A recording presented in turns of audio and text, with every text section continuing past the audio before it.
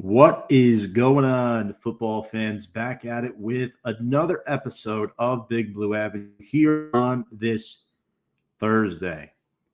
It is week 7. We have surpassed the Ides of October.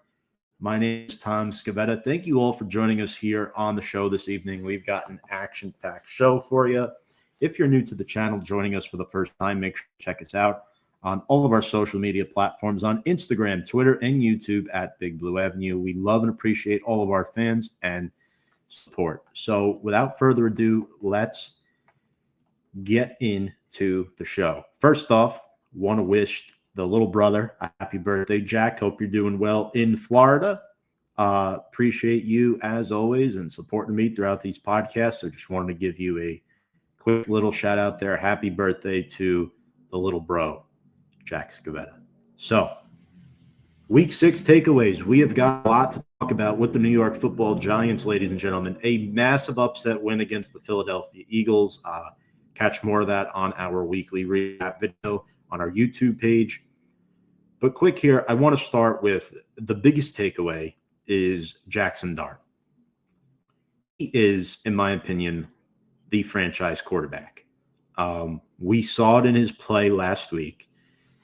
He is the 4th highest graded quarterback in week 6, according to PFF. He's really been that impressive. He's finding guys in open space. He's really good against the blitz. 9 of 14 for 108 yards and 1 touchdown with a 108.9 passer rating against the blitz, which is quite remarkable if you ask me. Personally, I'm impressed with his red zone poise and cadence. He stands tall in the pocket even when he knows he's going to get hit when the pressure is coming. Giants were 3 for 3 in scoring touchdowns in the red zone last week. So that's a good sign. Also, the Giants have scored 6 touchdowns and 3 field goals in the first half over the last 3 weeks. The Giants have scored more touchdowns than punts since Jaxson Dart has taken over as the starter. Remarkable work. And Brian Daboll's first 5 quarterbacks here with the Giants, obviously you had Daniel Jones, you had Tommy DeVito, you had Tyrod Taylor, you had Drew Lock, and I believe Davis Webb as well, Russell Wilson, not Davis Webb, Russell Wilson. With all those quarterbacks in those 54 games played, the Giants only had 4 opening drive touchdowns. 4 in 54 games. In Jaxson Dart's first 3 games started as a pro, Giants have 3 opening drive touchdowns. They have an opening drive touchdown in every single one of Dart's starts. And to make things even crazier, the NFC East record since Dart made his first NFL start. Giants are 2-1. Cowboys are 1-1-1. And the Commanders and Eagles are both 1-2. So I think that says a lot about the state of this team, where it's headed. And folks, if you have any comments throughout the course of the show, love our fans. Make sure to drop them in the comments section below. We appreciate all of your support as always. So next up, I want to talk about, yes, Dad, Cam Skattebo. Shout out to Joseph for the comment. My dad's a big Cam Skattebo fan, and I think you should be too. I think he's been insane. And he's a big part of the reason why Dart's such a young rising star. I mean, you look at these two together, they're like bread and butter. They work so well in unison. Giants have finally found their starting running back.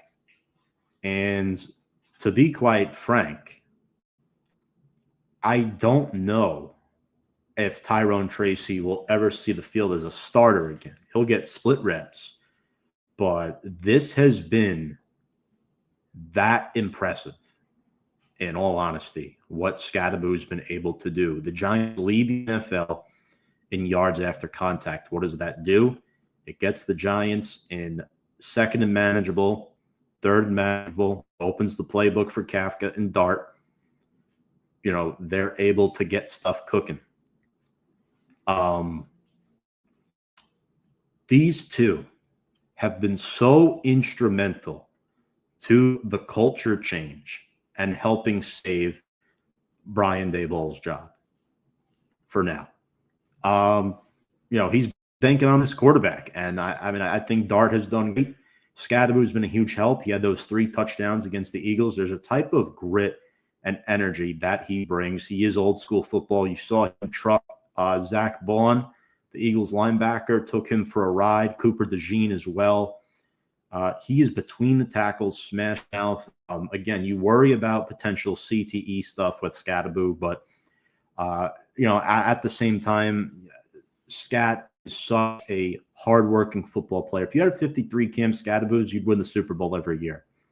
The question is the life shelf, but I think the Giants have found their new running back one for at least the next 4 to 5 years. If you ask me, I think he's that good. I wish I could say long, but we know running backs have a short life shelf as far as their full maximum potential. Offensive line. Wow. The offensive line has really turned the corner. They are officially a top 20 unit according to Next Gen Stats. Andrew Thomas is the 4th highest graded offensive tackle in the NFL. He has not allowed a QB hit or a sack this season. PFF has the Giants at number 19 right now. I always say, take everything from PFF with a grain of salt. And John Michael Schmitz, obviously in concussion protocol. I thought Austin Schlottman, he came in and he did a good job. I thought it was really good out there. He made more positive plays than negative ones. And I think outside of JMS going down, the Giants have had virtually every starter out there since Andrew Thomas came back from injury. So the continuity is there, and it's very rare you return 5 starters from the year before. And the Giants have done that. And that's a credit to Carm Brasillo and the coaching staff. Defensively, the Giants shut out the Eagles in the second half of this game. It was awesome work by Shane Bowen's unit. They look much improved week by week. I'm still not a big fan of Shane Bowen. I think his schemes are a little wacky, but I think he has the personnel to kind of keep his play calling in the shadows a little bit. And I do think he has good assistants on his staff that help him out. I think he does delegate well, knowing that, he might be limited in some concepts. But Abdul Carter and Brian Burns, let's talk about Burns first. Burns has been the best player on the team through 6 weeks, and it's not even close. We could talk about Dart and Skattebo all we want, and Andrew Thomas, whoever. Brian Burns, 7 sacks through 6 weeks. He is in the running for early defensive player of the year. He's a plus run supporter. He gets pressure off the edge. Personally, I love everything I see when it comes to Brian Burns. I'm so happy the Giants made this trade before the 2024 offseason. And yeah, he's been great. Playing next to Abdul Carter and Kayvon Thibodeau also takes some pressure off of him. Abdul Carter, guys, you may look at the sack numbers and be like, well, he's not there yet. He is. He is there because he is 15th in total pressure rate in the NFL. He has more pressures than Kayvon Thibodeau and Brian Burns. And look at the top rookie edge defenders over the last 4 years, right? Coming out of each of their respective drafts. Last year, it was Jared Verse. Jared Verse, Defensive Player of the Year for rookies. Awesome player. He only had 1 sack through his first 6 games. The year prior, Will Anderson Jr., only 1 sack through his first 7 games. The one outlier in this 4-year sequence is Aiden Hutchinson. He had 4.5 sacks through 6 weeks. But even Micah Parsons, only 2.5 sacks through his first 7 games as a pro. So it's around this time in the season, the latter half of the early portion of the season, right? We're not at midseason yet. We're still in the early stage, but it is week 7. We're getting closer to the middle part of the season. Carter is going to get there eventually. He is going to get to the quarterback. Remember, the Giants went up against a tough Eagles offensive line unit last week on Thursday Night Football. They've gone up against some really good opponents. They took advantage of the Chargers. I was impressed with the pass rush unit there, but all in all, Abdul Carter and Brian Burns, Kayvon Thibodeau, those guys are great. I hope Thibodeau does not get traded. The Giants definitely need to keep him.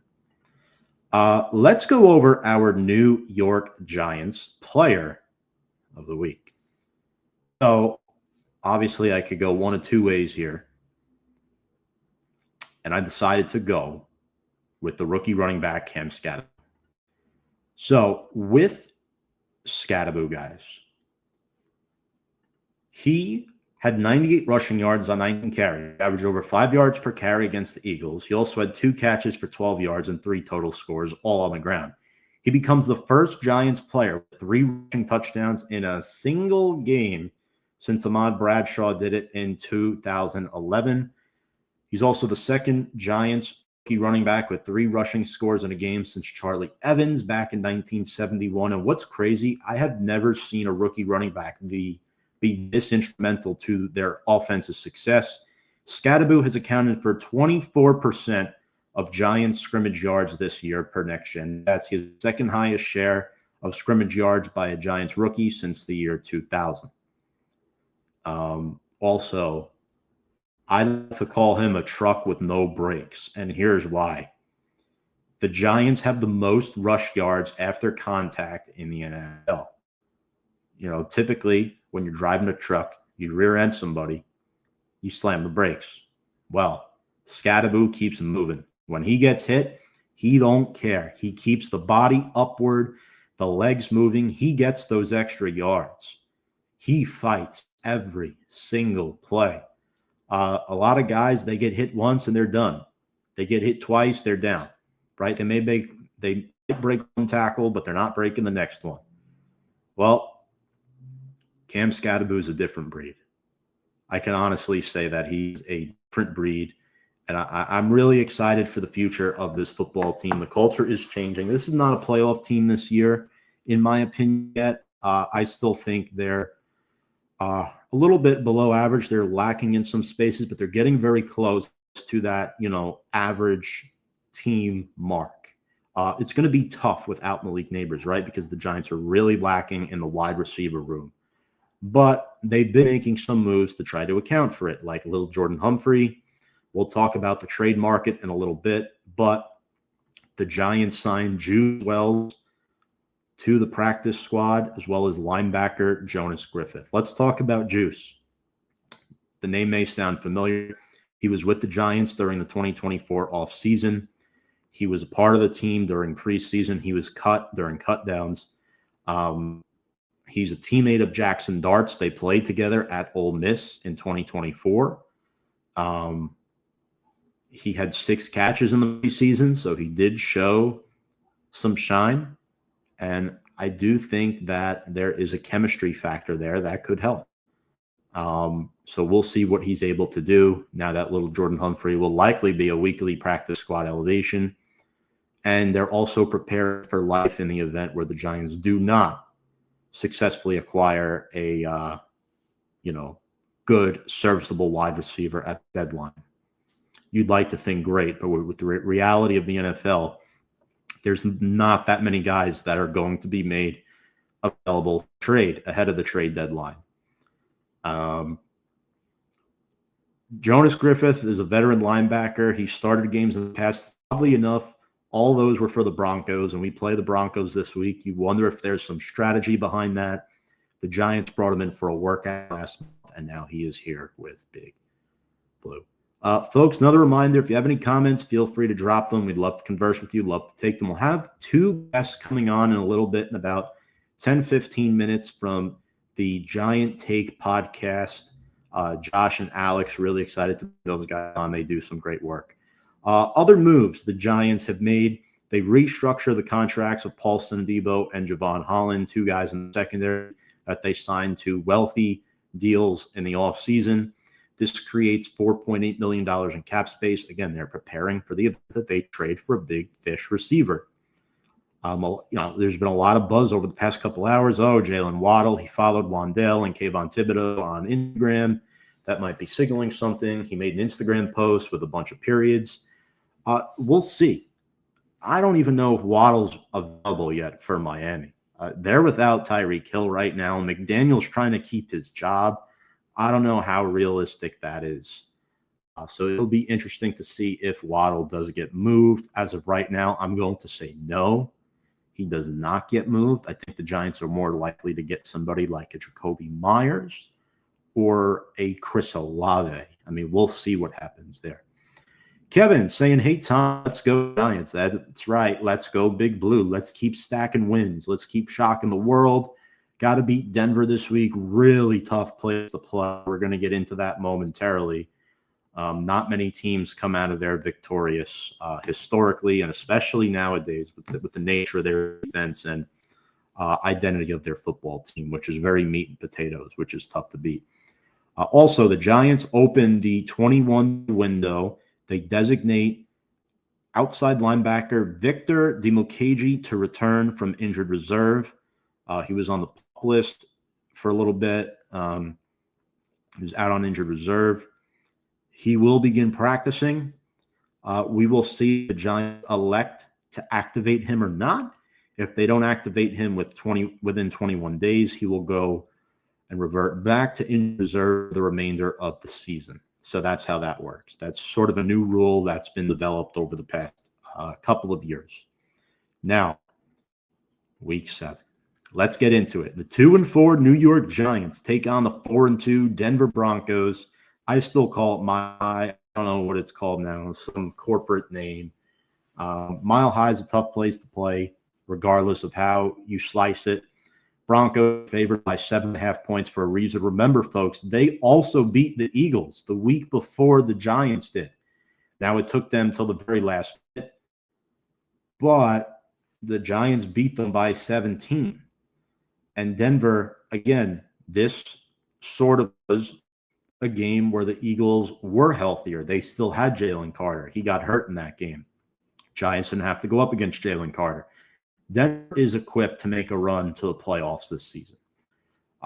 Let's talk about the history of this series. They are tied all time, 7-7. The Broncos last meeting in week 1 of 2021. I was at that game. There are not many Giants remaining from that team. That was still the Joe Judge era. However, they have not played in Denver, the Giants, since 2017, and the Giants won that game back on October 15th, 2017, almost 8 years exact to the day. That's kind of crazy.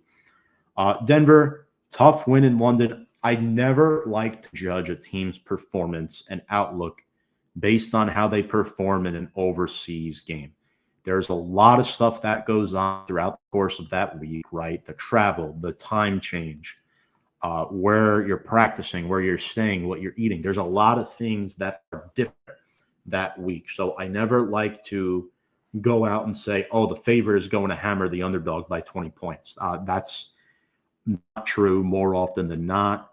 Denver, obviously a little jet lag. They survived. They won by 2 points.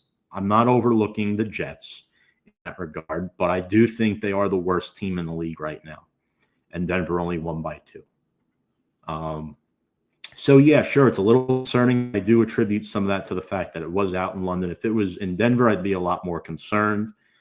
Bo Nix in this game, 19 of 30 for $174 and 1 touchdown pass. However, what's been winning them games the last 2 years and this week, 6 games specifically, is the sack number.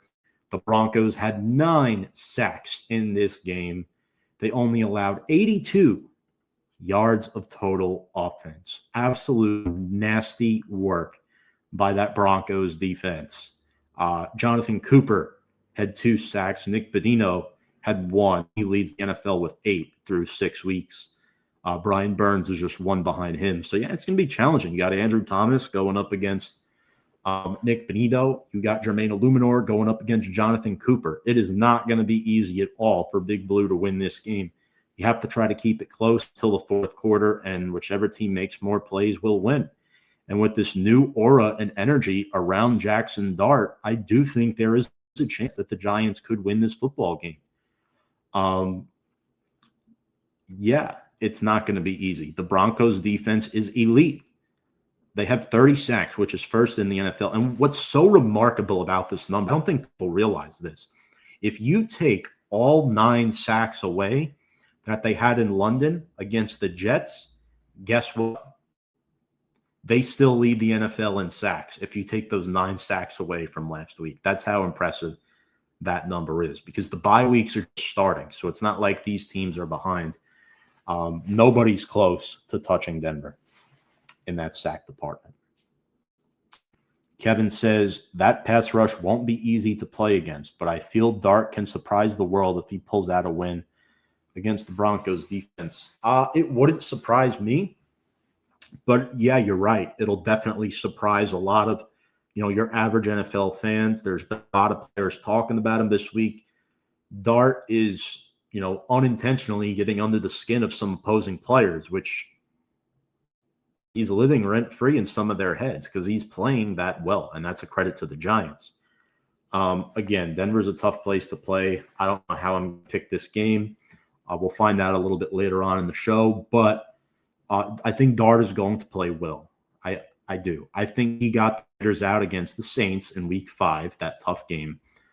Comes back, good performance in Week 6. You have 10 days between games to play in one of the toughest places in the NFL in Denver. You, of course, you have the altitude out there. A lot of opposing players aren't used to it. Dart grew up in Utah. They're playing in Colorado. So Dart is very used to that type of environment. I don't think that will affect him that much. But total defense, not just sacks. It's not just like, right? So the Giants have a good pass rush, and they're lacking in pass defense, right? They're 26th in pass defense. That's more because the pass defense is still young and developing. There's not a starter that's over 25 years old in the secondary for Big Blue right now. Maybe a Debo might be 26, but you get the point. They're young.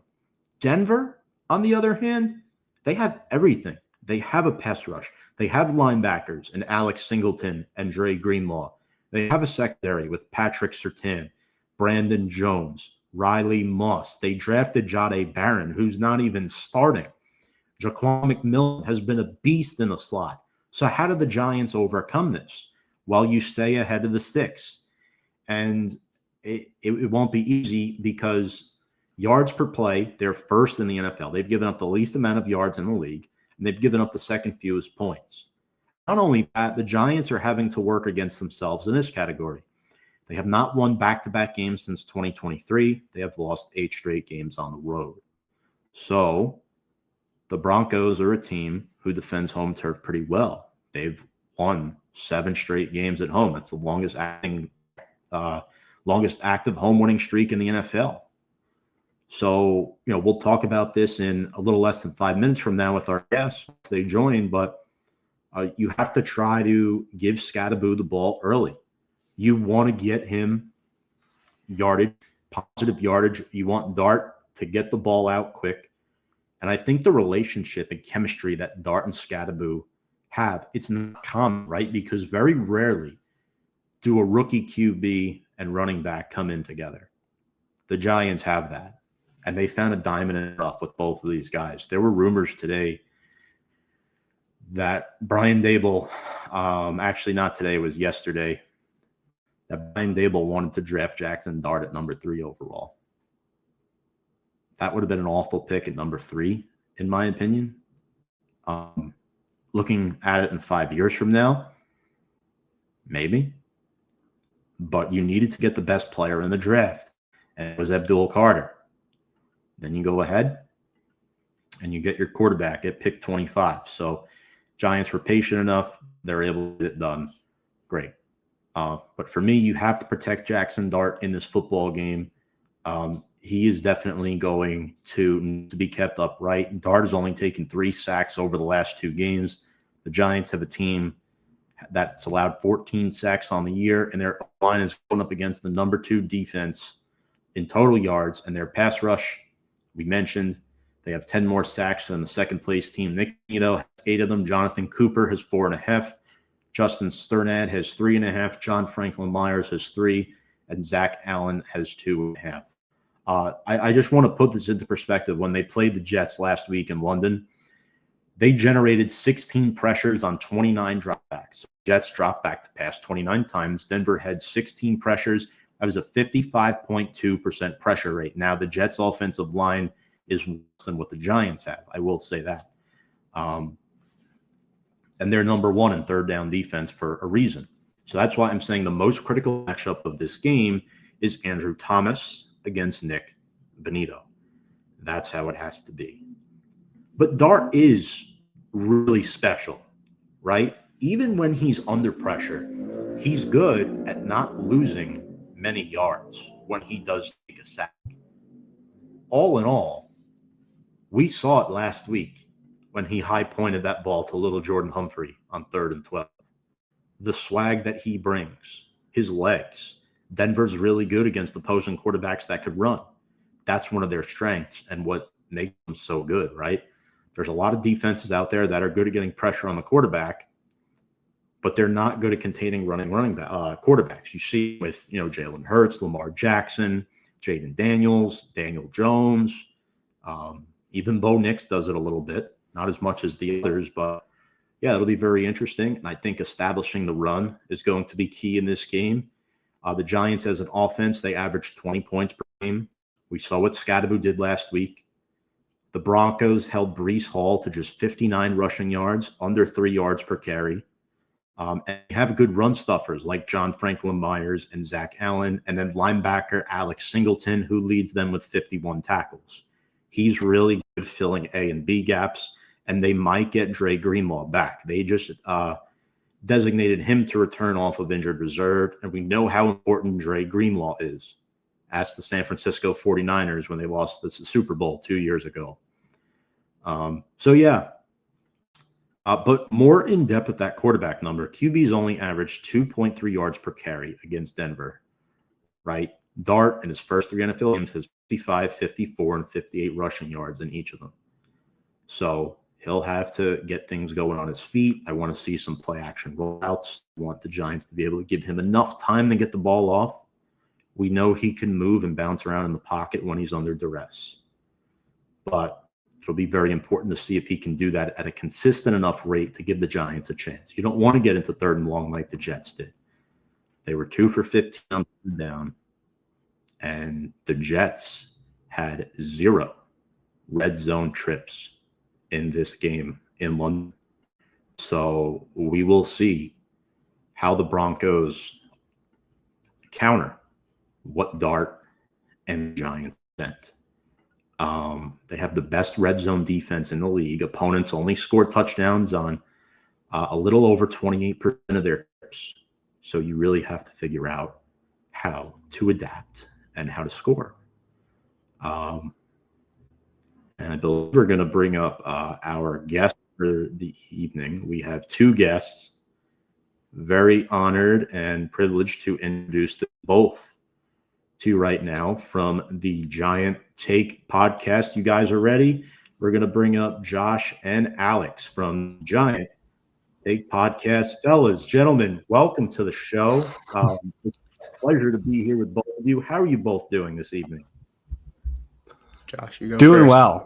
Doing well. We just finished recording actually our preview episode for this game that'll drop tomorrow morning, looking at the Denver Broncos and the New York Giants this weekend. But I'm doing good. Excited to talk some ball for sure. No, absolutely. It's going to be a interesting one. Obviously, the Broncos are a tough team, better than their record says for sure. And really excited, and hopefully we can kind of continue this momentum from last Thursday. And that's really all we can ask for as Giants fans. But thank you so much for having us on as well. I'm really excited to be here. No, absolutely. Really excited to have you both on tonight. Let's throw you right into the fire. Tell us a little bit about yourself, your podcast. How did it get started, and where people can access work? Guys, you seem like pretty busy guys, right? So tell the folks where they can check that all out. Yeah, Josh, do you want to take that one? Yeah, sure. So our podcast began. We're juniors in college currently, but from the same hometown, so that's how we know each other. Been friends for about over a decade now. I feel like, right, Alex? It's been a long time. That's crazy to say. Yeah. Yeah. But anyway, yeah, we started this podcast during the beginning of COVID, which was the spring of our freshman year. April of 2020 was our first episode. We're now 400 deep and more. And you can find us, the Giant Take Podcast, on all of your platforms, and the Giant Take Pod is our socials. And yeah, I've been going strong for a long time, and we love this Giants community. So obviously, again, as Alex said, appreciate you for having us on. And I mean, that's, I think, just the kind of the beauty of this landscape, the fan base as a collective. We're a great group. We stick through a lot of hard times, especially in the last decade. And so that's kind of what's been the most proud that I felt is, being able to be with this fan base and kind of share everything together. That's been my favorite part of having this show. Love it. Well said. Well said. Yeah, I mean, without even knowing you guys, I could tell we have that common denominator. We've all suffered together over the past decade and a half. And now we're starting to see a culture shift. So, Alex, we'll start with you here on. What do you attribute this culture shift to over these past few weeks? Obviously, with Dart, Skattebo, the adjustments they've made with not having Malik Neighbors, pretty much everything. Yeah, I think you really get a boost, right? Whenever you make a quarterback change, there's always that little bit of boost. But when there's the excitement that there was with Jaxson Dart and, everything that, Giants fans have hoped to see in a rookie quarterback for a while. And obviously the last time we had that was Daniel Jones. And, there's some similarities, of course, to the first couple of Daniel Jones games and how Giants fans were kind of reacting back then to now, which I'm sure, we're not thinking of, consciously as Giants fans, but there are similarities. But there is a little bit of a difference in kind of the swagger that Jaxson Dart has, the way he kind of operates himself both on the field and off the field. And I think to have this kind of duo with him and Skattebo, who are so fun, so tough, so lovable really as players to watch and to root for, that it's kind of given the Giants this kind of underdog, doubted team that, these guys are, really just playing it play by play. Every yard, every inch means everything to, Cam Skattebo when you watch him in Jaxson Dart. Like, these are guys who will go through players just to gain an extra yard or two. So I think that's really been it. And also Dable and this coaching staff embracing the change and the shift as well, right? They're bringing in new concepts. They have been adjusting their game plan to really fit what, the Giants offense does best. And the defense has also been steadily improving based on that offensive juice that we've been seeing. We knew the talent was there on defense. Can they bring it out when they're put in better situations, when they get that juice from the offense, who's driving down the field? And, when you see your short, small running back and your quarterback running through guys, it really boosts the morale overall, even on the defensive side. Josh, what about you? Do you feel the same way? Do you think these guys are helping shift? Is there anybody else you think might be helping shift? Obviously, these are the two obvious ones. Well, Brian Burns having the season that we've all wished he had last year when he was signed, and now finally kind of doing that, producing at this level where he has 7 sacks. He's one of the top, defensive guys in the league in terms of sack numbers in the entire NFL. I think he's a name you can definitely shout out. I think this is obviously, though, it's a very interesting feeling to have. We're kind of in a middle ground of, where do we sit as Giants fans? Are we Jaxson Dart all the way and Cam Skattebo and let's go make the playoffs? Or are we, all right, I don't really care about game results right now. I just want to see these guys play and play well. And win or loss, it doesn't matter as long as Skattebo gets touches and Jaxson Dart gets throws.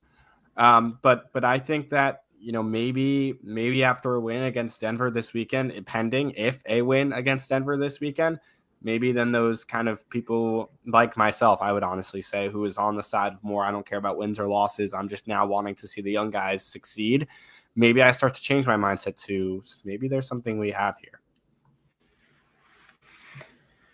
Yeah. I think you both pretty much said in the same boat. Let's move on to Dart specifically with his elements of his game, right? We all know he could run. He's got good cadence. He's got good poise in the pocket. We know he's accurate when he's under duress. What would you say the best ingredient to his game is right now from what you've seen, Josh? The best ingredient to his game is that he has kind of a presence, and I mentioned this when I talked to Justin from Talking Giants earlier this week. He has a presence that just no one else is comparing him to someone. Like, he has his own moxie, as Alex said, his own swagger to the game, but his running out of the pocket is not like Lamar Jackson, and his passing is not like Aaron Rodgers or not like Tom Brady. Like, compared to Daniel Jones when he came in, the thoughts were, this is Daniel Jones, or this is Eli Manning 2.0. When Jaxson Dart comes in to the system here, there was no comparisons. There was no one to kind of look over to. So I think, honestly, his best ingredient is just him and his original kind of moxie that he's bringing to the game. And I think he's doing a great job at it. And listen, there's a difference. You can bring swagger, but you can absolutely suck, right? It's something that Baker Mayfield has learned to really hoist. Like, that's kind of himself. And that's honestly the only player I can really look at and compare to in terms of that aspect of it. But he's honing his craft and he's doing it really well.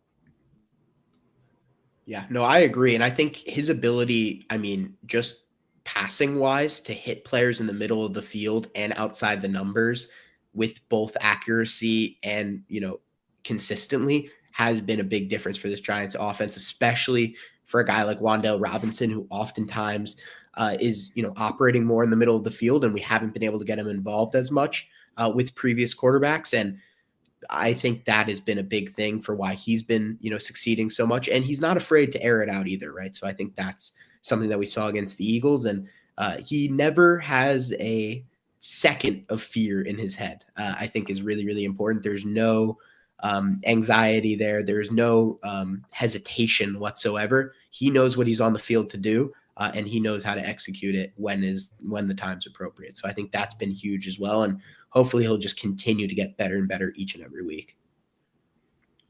And he's put some good play notes, right? You saw Jordan Davis during the timeout last week, the media timeout. He's going up to him, dabbing him up. Jonathan Cooper had some comments about Dart.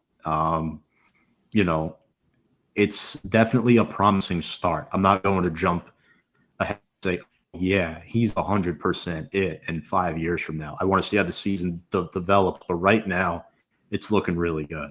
You could tell checks all of those eye test boxes of a franchise quarterback that you do want to see.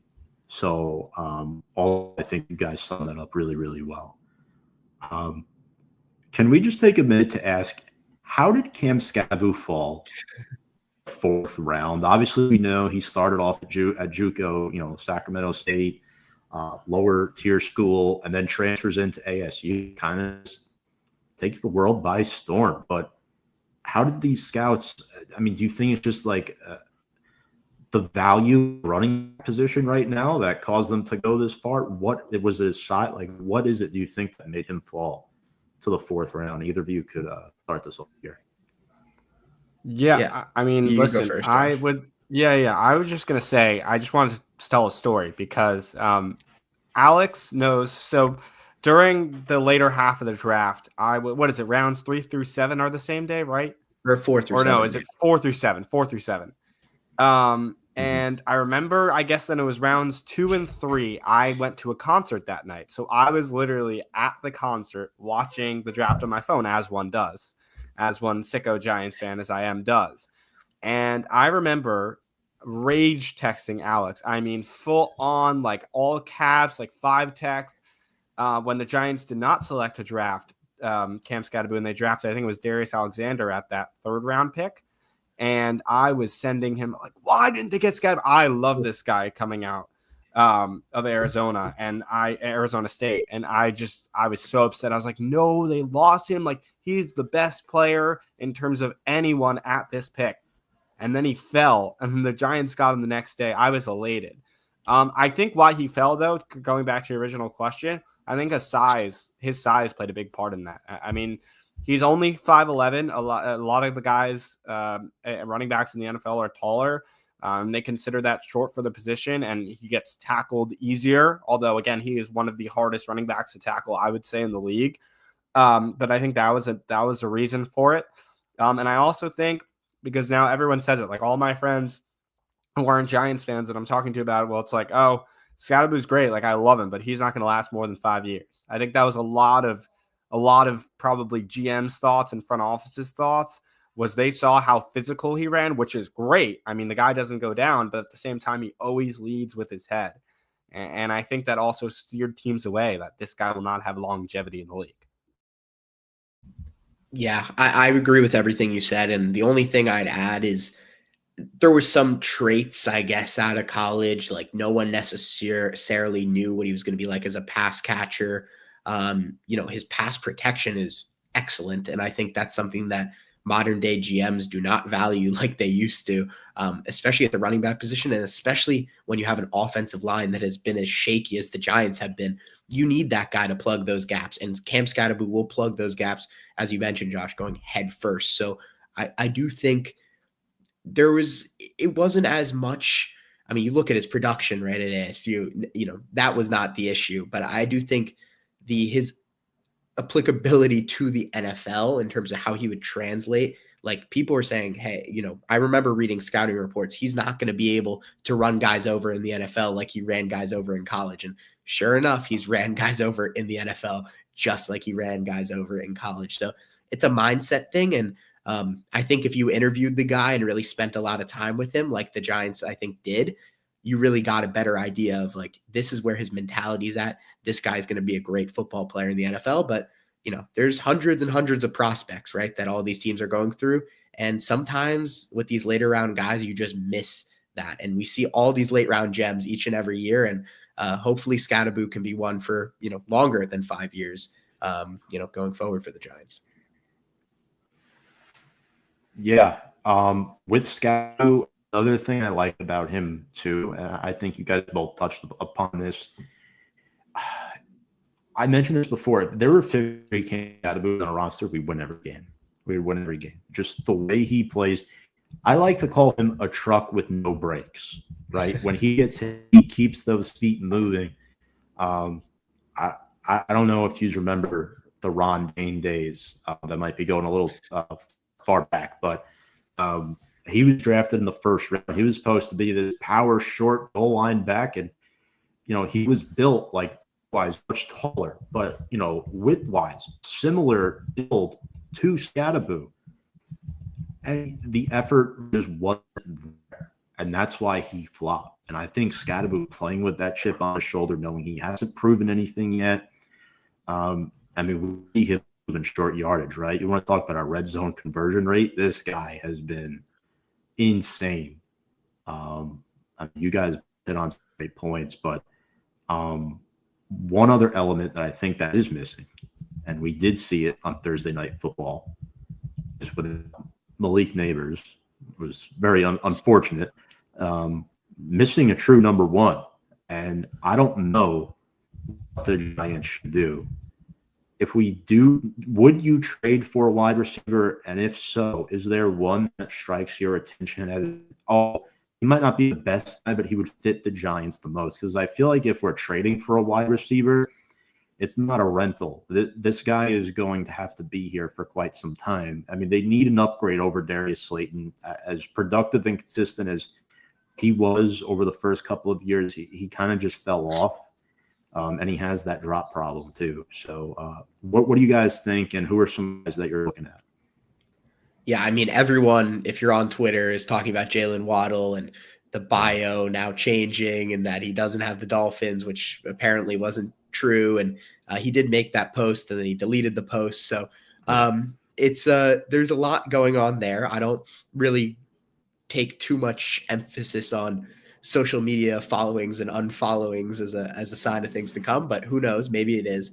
I think he's an interesting guy because he's a great player. Don't get me wrong, but I don't necessarily see the fit or the logistically how it would work when he's getting paid, $30+ million in 2 years from now, and you're going to be looking to pay Malik Neighbors at that point in time similar, probably much more money even than that. And I don't know if you can really decide to pay 2 wide receivers substantial amounts of your cap, especially when you have a struggling offensive line, weaknesses, throughout depth wise on the defensive side of the ball. So I think that's something to keep in mind. I mean, we've heard about Jacoby Myers and Chris Olave, 2 guys that are, not super happy in their situation. Either one of those guys, you're going to have to obviously sign them to a new contract, or you're kind of wasting the draft capital that you're, using to acquire them. So overall, I think it's very tough to see a positive outcome coming out of it, at least long term. I think it is very important that Jaxson Dart gets somebody. I do think a guy like Jacoby Myers makes a lot more sense as a guy who really can be that safety blanket for Jaxson Dart, whereas a guy like Waddle's really not going to do that for you.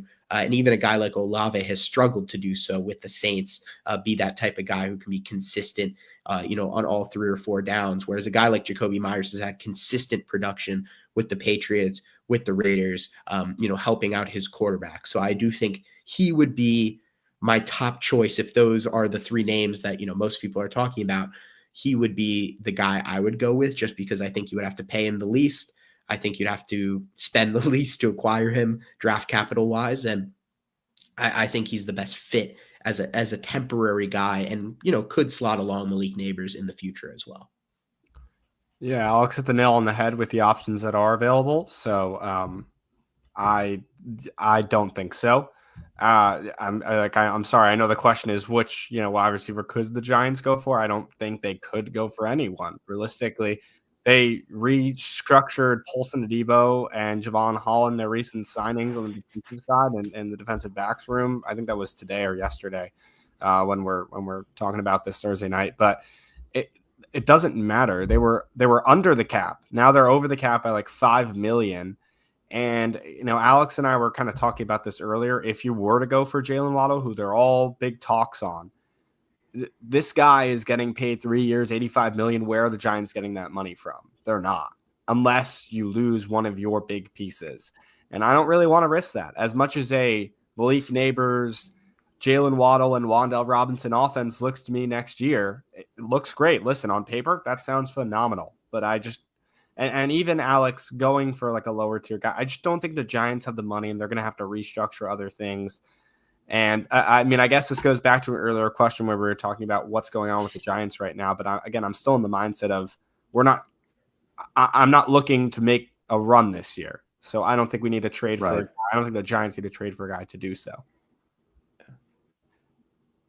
I think it's about the development also too, right, of Jaxson Dart. And I think that's why the Giants are being so aggressive with it, or, seemingly being so aggressive with it. But I mean, you're talking a Waddle, Wan'Dale, Neighbors offense 3 years from now. That's $100 million. You're probably giving them total over each year. So that's, something the Giants are going to have to consider. But hey, Joe Shane and Brian Dable are fighting for their jobs. So wouldn't be surprised if they go out and make a splash. I think that's the only reason why they're considering it, right? They just now that I think about it, after hearing what both of you just said, it might make me rethink it in terms of, okay, maybe they should just get a rental then to get them through this year, to make sure these guys, okay, we'll have our jobs next year, so we could still work with this guy. I've been a fan. I think it's kind of a pipe dream. The Packers went through this. Dontavion Wicks is a guy that I've really liked. I think he's a little injury prone, but he gets touchdowns in games. I think he's a little bit underutilized. The Packers have an offensive wide receivers that are all just serviceable, right? There's really no star receiver. The closest thing they have is probably Matthew Golden, who's young. He's a kid. He's developing. I would like to see if they sign Isaiah Hodgins off the Steelers practice squad, bring him back. We mentioned that move only clears up just under $5 million. Hodgins, or if Gavis is healthy, we'll sign him off the Bills practice squad. I think that's where he is now. I know they brought him in for a couple of visits, so I think a move like that would make more sense. No. It could. I mean, it could. Listen, the Gabe Davis on and off thing, I feel like has been happening for years, since like 2 or 3 years since Brian Dable took over and Joe Shane was the GM, and obviously their ties to the Buffalo Bills both coming from there. So I think, again, too little, too late, but maybe, maybe they do. And then I want to say the same thing for Hodgins. It's been a few years. The guy hasn't played in games. I don't really understand the benefit of getting them. And also, like, let's not diminish Lil Jordan Humphrey last week. Like, the guy stepped in up from the practice squad, and on when he was called upon the first drive of the game, he makes a leaping catch and catched it over somebody and basically mosses them. Like, Lil Jordan Humphrey, if he needs to play up for a game, he will. And he wasn't that bad at doing so and helped the Giants win last Thursday. So I think, you have to keep his name in the back of your mind too. He's not a terrible option to call up from the practice squad if you need an extra wide receiver. Former Bronco too, by the way. True. Little fun fact. So is that your answer for this next one? Is that the guy you're looking at, Josh, to be like, yeah, he's got to step up this week. He's got to take that possibly even wide receiver one role. I know we talked about Wandale. Obviously, he's the best receiver, but he's a slot guy. Who's playing X? If Slayton doesn't go, is it little Jordan Humphrey? I mean, he probably gets blanketed by Pat Surtain anyway. So I'm kind of looking more middle field here, right, in terms of who needs to step up. When you look at Dart and how he spreads the football, he needs to do a little more over the middle of the field, I think, in the coming weeks, because that's an area where they haven't been able to target as much. That in this last game specifically, Theo Johnson and Daniel Bellinger were not involved as much because the Eagles had other holes. They were, down in the corner position in that game. But against Denver, they have stout corners, right? I mean, you got Pat Surtain, you got Shaquan McMillan, you got Jade Barron and Ryan Moss, guys that can play. So who do you think needs to step up in the receiving game specifically? Josh, are you still thinking Humphrey, or are you leaning elsewhere? I hate to give the cop-out answer. I would have to say Wandale. Wandale. He's the strongest player in the wide receiver room right now if Slayton is a no-go. And he showed up against Philly. Now, he's very inconsistent this season. It's like the Dallas game stands out to me completely, but again, then the Dallas defense is atrocious. And then the Phillies defense is like all right, but then he does well against them. So he's kind of like an on and off inconsistent player right now. But I do think if there is one, I can't really say, oh, well, Lil Jordan Humphrey is going to step up. He's a good option, like off the bench, hypothetically, but he's not a player that I'm like, oh, this is a guy you want to watch out for in the receiver room. Yeah, and I think we've all given up on Jalen Hyatt at this point. So it feels like a lost cause there. So, yeah, I mean, Lil Jordan Humphrey, I mean, he stepped up, and him and Dart do have a connection, right? And that's been clear. It was seen in training camp, and you could see it, last week against the Eagles. So I do think that is probably the route to go. And I would say, going back to like trading for a guy, or going and picking up a guy like Isaiah Hodgins or, a Gabe Davis or whatever, are you really getting that much more production from them than you are from Lil Jordan Humphrey or a Bo Collins or even a Jalen Hyatt? And then you have no cap room if you sign them. So I just, right. I mean, yeah, you're going to have to restructure again. It's right. I just don't think, if you're going to go out and get someone, you need to go out and get someone who's going to actually really make an impact in Jaxson Dart's development. Otherwise, it's kind of a waste of time is my view on it. I like what you mentioned, Josh, about the restructuring, because when Joe Shane first took this job, he meant like, we only want to restructure if we absolutely have, which they did over the last 24 hours. But yeah, I like Bo Collins. I'm a Notre Dame fan. I know you guys are up in the Syracuse area, you said, so we might have we're not really a rivalry, maybe a little mini, in basketball, I should say. Yeah, non-football. We're not competitive anymore after Steve Angeli got injured. But anyway, we'll see you guys later down the line. Yes. Yeah. We do. Unfortunate towards Achilles. But yes, we will see you guys later this season. I think it's the last game of the regular season, if I'm not mistaken, or one of the last two. We face Miami and Notre Dame back to back, it's going to be rough. It's going to be rough. But anyways. Yeah. No. So, like, I really like Bo Collins. I'm not just saying this like a homer here. There's a reason why he made this 53-man roster, right? Not just any random UDFA makes it. They could have easily said, here, you're going to go on the practice. No, they wanted to keep this guy. He's familiar with the field at MetLife. He scored a touchdown there against Navy last year for Notre Dame. And he's such a hard worker. And his stats didn't pop last season because they didn't need him as much at Notre Dame because they had Riley Leonard. They had Jeremiah Love. Clemson, when Klubnik was quarterback, right, they needed him more in the passing game. And I think eventually he's still learning the playbook. Might be a little bit longer. And his impact right now is more specials. But if you want to beat this Denver defense, you're not going to be able to methodically move the ball against them, right? You're going to have to make big explosive plays in this game. And Alex mentioned before, kind of gave up on Hyatt. Yeah, I'm right there with you. I don't see him catching a 50, 60-yard touchdown bomb. But what I'm saying is play action deep, first play of the game, 12, 13 personnel, you run Bo Collins on a post and you try to get something past them early. That can set the tone for the whole game. It really could. So I looking at Collins for that reason, if that makes sense. So no, it definitely does. Hopefully he can get more involved. That's all I hope to see going forward. But they don't have many other options. Yeah. Speaking of getting involved, one guy on defense, Brian Burns, consistency factor, 7 sacks through 6 weeks. Josh, we'll start with you here. How is getting to the quarterback on such a consistent basis? Beating guys at the point of contact for sure. And I think also with how the offensive lines have to dictate themselves against this Giants team, which we keep on. I wanted to see where he was. He's number 3 now. So still in the top 3, 4 sacks so far this season, Brian Burns is.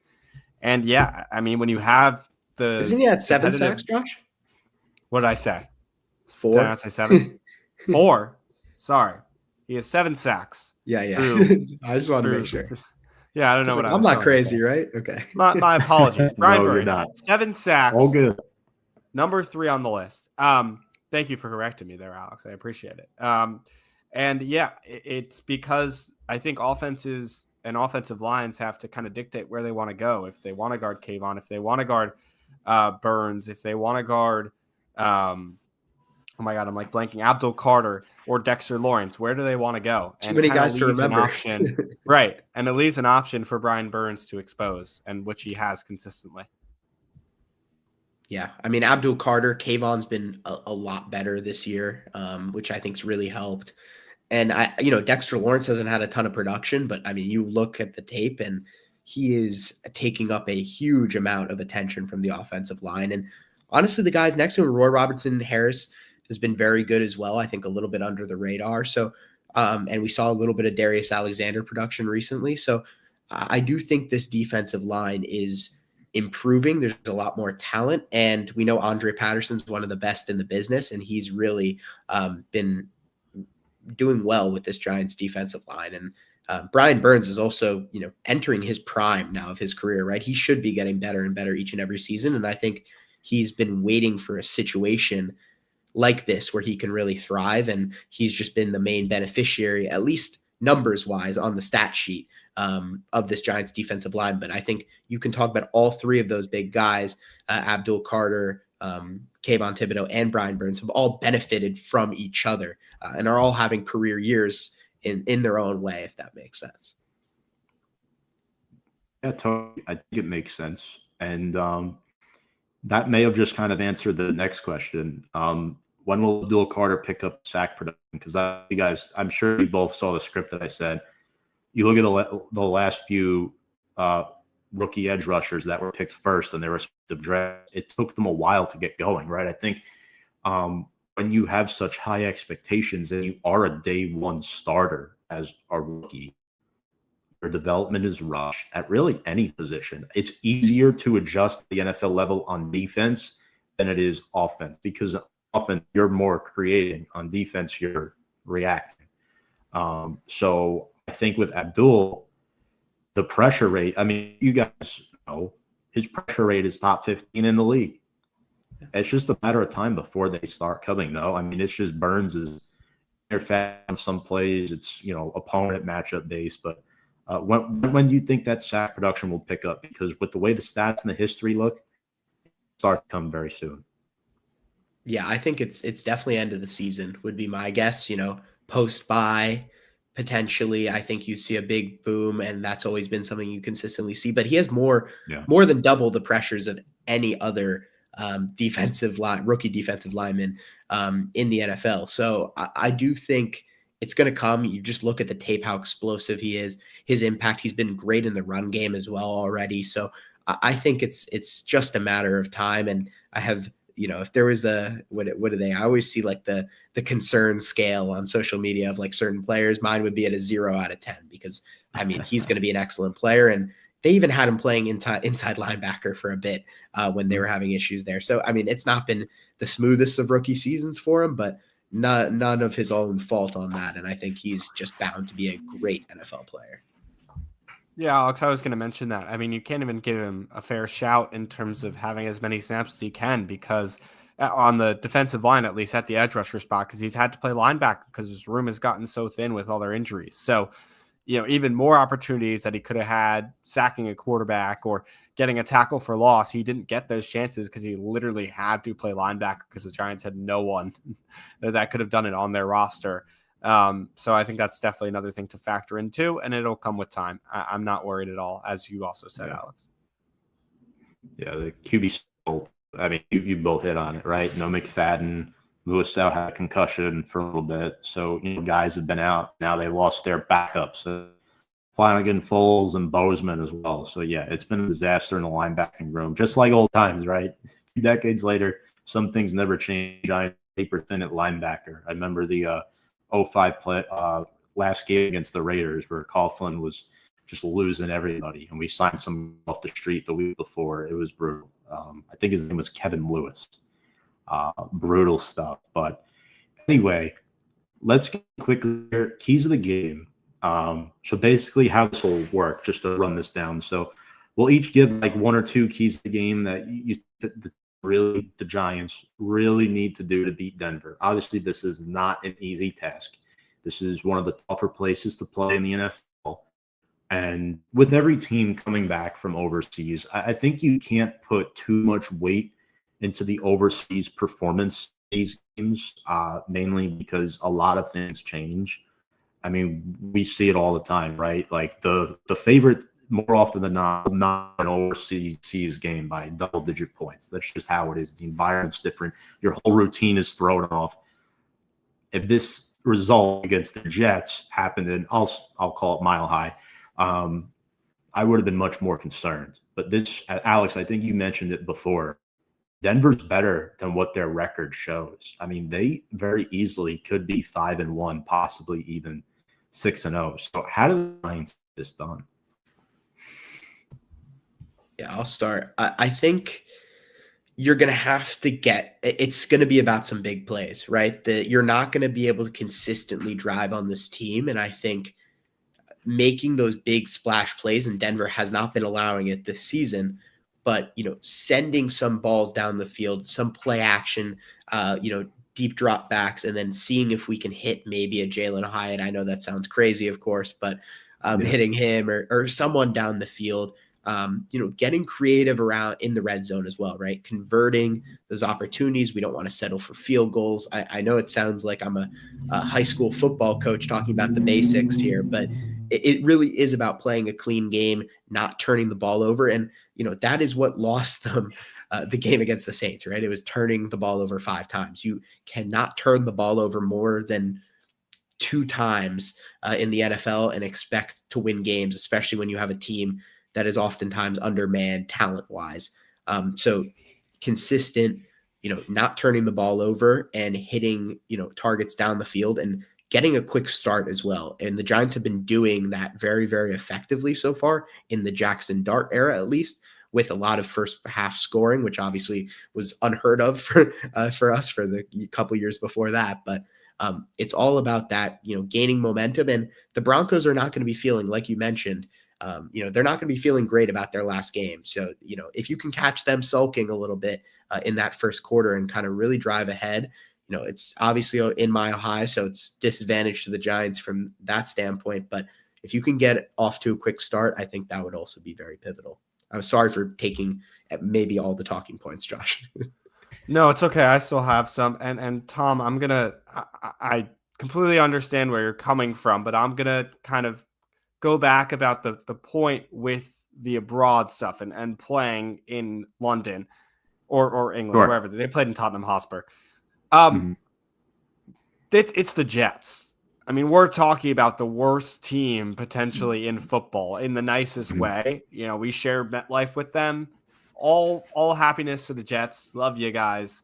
For the Broncos to put up the performance that they did, and I talked to Alex about this on our show. I said that game probably gave me one of the worst headaches I've ever had, just because of how awful it was to watch. I mean, I woke up to watch that game because I love football that much, and I wish I slept until 1 p.m. That was atrocious, and I think that for this Giants team, what they have to do is put points on the board, okay? Because one thing I did take away from it, at least, was that the Broncos defense is good.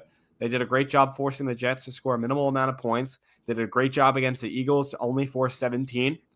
But another team that did that was the Giants. So I think that if the Giants get points on the board, I mean, Alex, you mentioned scoring quickly, and they've been so good at that this season, which, again, is just something that we just have not been used to saying in the last 5 to 10 years, especially in the Brian Dable era. So I think getting points on the board and alluding to your point, Alex, getting them on the board fast. And then the other thing is just continue to establish that run game. I mean, something that Saquon Barkley struggled with in that game against the Eagles was getting involved on the ground, just because that defensive line is very solid for the Broncos along with their linebackers. So I think if Cam Skattebo, again, if there's really anyone I have faith in to break tackles and to get those extra yards, the yards after contact, it's going to be Cam Skattebo. So I think there's any running back that can do that and be him. So yeah, get the run game going and let's score some points because, again, that's what the Broncos have been really doing well, is forcing teams to score a minimal amount of points in the modern day NFL. Oh, absolutely. I appreciate you getting our confidence up a little bit here. I mean, saying, yeah, you can't bet against the Jets, right? I thought the defense still played great, but yeah, the offense struggled, man. I mean, Bo Nix only got sacked once. They were unable to move football. So that's a great point you brought up there, Josh. So I do appreciate that. Yeah, for me, I want a little different, but I really can't. You guys hit the nail on the head. I think one other thing is Dart and his legs getting involved too on top of Skattebo, and that will be a challenge against Denver because they only allow quarterbacks to run for under 2.5 yards per carry. That's not a lot of yards at all. And in his first 3 games, Dart has 55, 54, 58 rushing yards. So I think if you want to keep Denver on their heels defensively and how you attack an elite defense like that defense, we'll call it for what it is. Their defense is better than our offense. But if the offense can continue to develop, continue to catch them off guard, and if Kafka is able, to somehow outcoach Vance Joseph in this game, I mean, the Giants will have a shot to win this game. And I would look for Dart on his legs. I think that's another element of this game that, that it catches people off guard, but it's the Brian Dable mold in terms of what he wants in a quarterback, right? The legs are a similar trait that Daniel Jones had. In this instance, when Dart's under pressure, he could actually escape the sack. And I think that's what is so key and what goes overlooked. Quickly here, players to watch. This is Thursday. We want to catch our Thursday night football dose. Alex, start with you. Two or three. We'll go 2 guys from each team just so we could watch some football. Who do you got for Denver? We'll start with them and then the Giants. Yeah, sounds good. I'd say Broncos. I mean, I have them on my fantasy team, so I've been noticing the trends. Cortland Sutton. When Cortland Sutton has a big game, the Broncos win. When Cortland Sutton doesn't have a big game, they're usually not doing so hot. So I think he's a really big key, big challenge for Alex Paulson just wants Adebo. double-digit fantasy points. Is really I just want double-digit fantasy points, but I think he is a big key to that offense, because when he can't get going, that offense can't really get going. Yes, you got guys like Troy Franklin, and you got talented guys like Dobbins and Harvey in the backfield, but this offense really runs through Sutton, and when he's not involved, I feel like there is a chance that you could slow this offense down substantially. And then on the defensive side of the ball, I'm going to steal this one before Josh gets to say it. Nick Bonito. I mean, obviously we saw the tweet talking about now that, the Giants fan base is crazy or whatnot. So he's got a little chip on his shoulder. I'm sure the Giants, offensive line will have a chip on his shoulder. So that'll be a fun one for the Broncos. Josh, I'll let you do a couple guys from the Broncos, and then we could circle back with the Giants. Yeah, do the Giants. Well, I was laughing while you were saying that, because I internally realized that I have the entire Broncos offense on my fantasy team. Ironically, I have Bo Nix, Evan Ingram, and J.K. Dobbins. So kind of funny that I called you out for that. Don't worry, we have Caleb Williams starting this week, and I'm not going to go against my team by starting their quarterback. Anyways, my player to watch, Alex, for the Denver Broncos, and I mentioned his name, former New York Giant Evan Ingram, at tight end in the, again, very interesting game, we can call it that, from last week and against the Jets, which, again, I don't know how much you could take away, but you can take away that Evan Ingram did lead the team in receiving with 5 catches for 42 yards. Not much to say, but it was enough to lead the team in that category. In a minimal passing day for Bo Nix in that Broncos offense. And then another Broncos player, probably J.K. Dobbins, just for his ability to not only be a runner, but also a pass catcher out of the backfield too. He's pretty versatile in that area, and I think that the Giants can get exposed in both facets, because they have a limited linebacker room, which can affect covering tight ends. We saw they had trouble doing that against the Eagles. Goddard cooked in that game. He had over 100 yards receiving. And then J.K. Dobbins out of the backfield. If a linebacker has to cover him, if it's not Bobby Okereke, who's it going to be? Because this linebacker room is just been so annoyingly, and again, it's not their fault. I mean, who can expect 4 guys to get injured? But just has been, lacking depth immensely. So I think both of those guys can expose the Giants there. And Alex, I'm going to keep on talking. Sorry, because I'm going to go Giants now, because you took down Broncos players first. I'll go real quick. We talked about him so much in this, so I'm going to say his name, Brian Burns. I think he can get more sacks on the day on Sunday. I really do. And I'll only say one, if that's okay, because I want to leave more on the board for you guys to touch on too. All good. Yeah, I'll go. A guy I'm very interested in seeing, and congrats. I know this is his, I guess, camp opponent here, and Deontay Banks just had a baby, so congratulations to him. But the other guy in that CB2 row, Cordell Flott, who had a big game against the Eagles, and can he continue with that consistency, right? Because we've seen him have pivotal plays before in the past couple of seasons, but he's never been able to really play at a high level consistently. And against a Broncos wide receiver core that's, outside of Sutton, not particularly strong, I think he has the chance to have another really good game. So I'd love to see that kind of consistency from him. And then on the offensive side of the ball, it looks like JMS is going to be out for this one, but with that concussion, I am very excited to see Austin Schlottman again. He had a 80+ PFF grade for his 33 snaps or whatever he had on Thursday Night Football. So he looked really, really good. JMS has not been super convincing as a starting center so far in his career. So if you got a diamond in the rough there with Austin Schlottman, I think it's definitely possible that he could be a solid player going forward for the Giants. So I'm excited to see him up against a very strong Broncos defensive line. I got 2 quick facts about Austin Schlottman. One, he started that playoff game for the Vikings in 22 when we went up against them. And 2, he's a former Bronco. So he's got some ties to that there. Little revenge game action for Austin Schlottman. Looking forward to it. Yes, absolutely. For me here, I'm going to go with Bo Nix for Denver on offense, only because when I look at this game, right, the Giants secondary, a lot of people on the surface, if you don't pay attention to the Giants, if you're not content creators like we are, you're going to think that they're dead. based off the statistics, right? 26th ranked pass defense in the NFL, wherever the number is. Bo Nix get going throwing the football. I mean, this season he is under 7 yards per attempt in every game but one. And Josh, you alluded to it before. The Broncos offense has not impressed, especially against opponents like the Jets.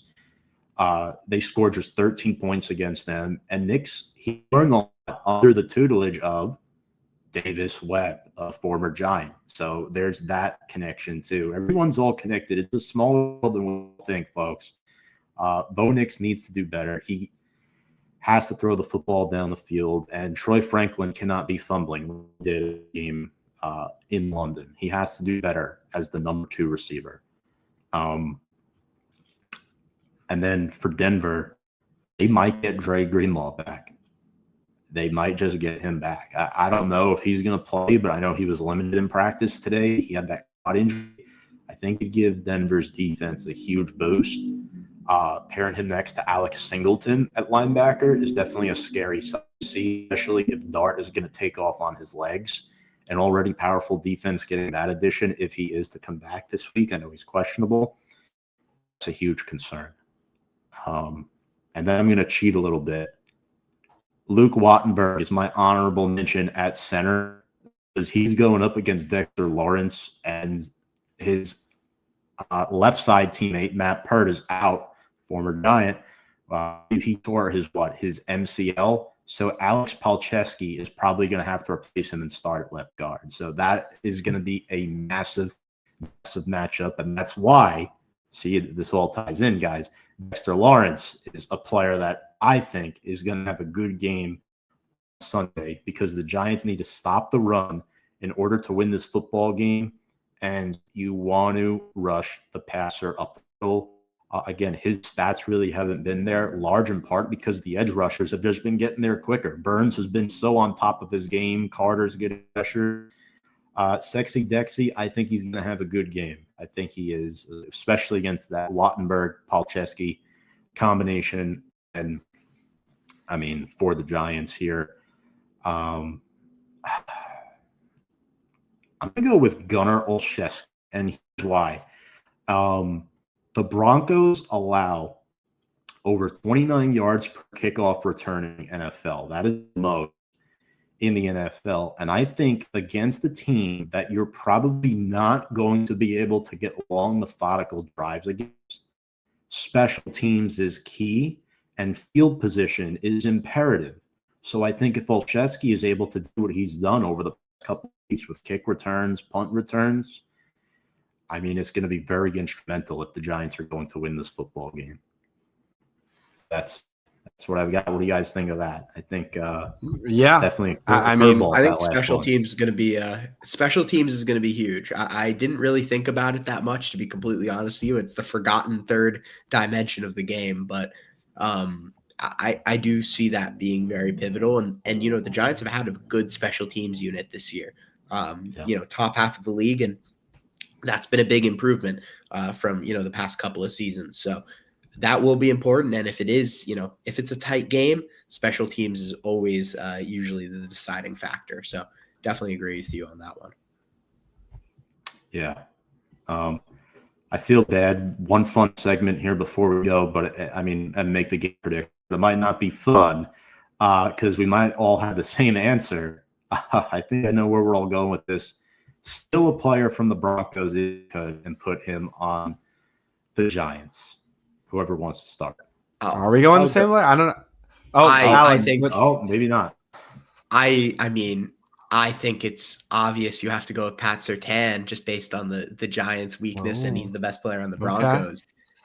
I mean, you can't go Bo Nix because you got Jaxson Dart and Nick Benito. I think at this point, I mean, the Giants have so many edge rushers. I feel like he, you know, may barely even play.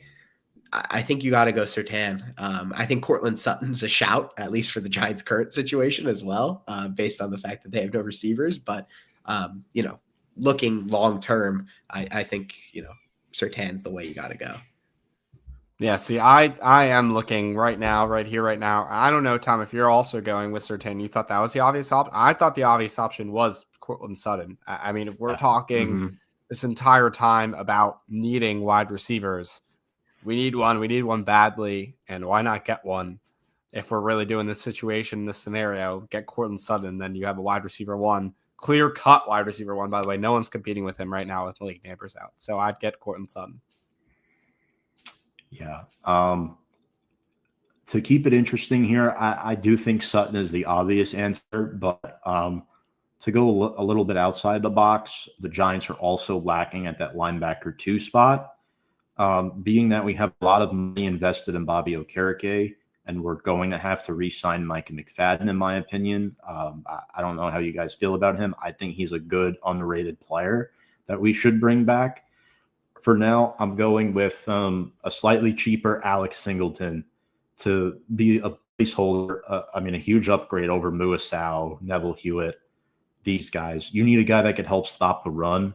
You guys remember he used to play for the Eagles. He was their one bright spot in that putrid, 2021 or 2020 season that they had, where they lost so many games. Everybody was getting hurt. He was the one mainstay for them on defense. So I'm going to go with him there for that one. So something was what I was thinking for the obvious answer. We need a receiver bad. Hey guys, let's wrap this one up. Who's winning? Final score prediction. Let's have some fun here with this. Start downstairs, Alex. What do you got? I think it's going to be a close game. And usually when I say that, the Giants end up getting blown out. But I do think it's going to be tight. I don't think it's going to be high scoring. These are both pretty good defenses. Bo Nix is kind of in that sophomore slump. Jaxson Dart, we really still don't know exactly what we're going to get from him on a consistent basis. I'm going to go with a 20-17 win for the Broncos, unfortunately, because I take score predictions as what I predict if I were, to bet on the game.